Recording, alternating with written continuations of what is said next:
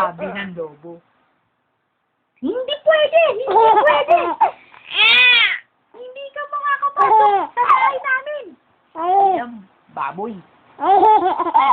Tapos, sabi naman ng lobo, pag di nyo ako pinapasok, ipang ko ang bahay nyo! Sabi ng lobo. Buli sila. Tapos gumawa naman sila ng bahay na semento. Tapos, tumakbo sila. Pumunta ulit sila sa mami at daddy niya. Tapos, kumatok sila doon sa isa nilang kayo kapatid. Big! Big! Big!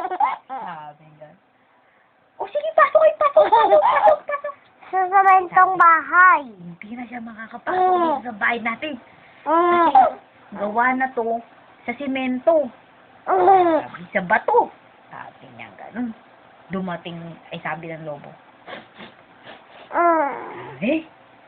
Nakakaamoy ako ng 3 baboy. Sabi niya ganun. Sabi ng lobo. Tok, tok, tok, tok. Papasukin niyo ako. Sabi ng lobo. Ayaw namin! Ayaw namin! Sabi ng mga baboy. Hindi na makakapasok sa bahay namin! Yapa na yung bahay namin! Tok, tok, tok, tok!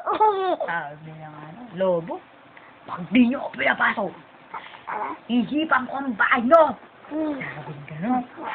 Eh, di hipan mo! Sabi ng isang baboy.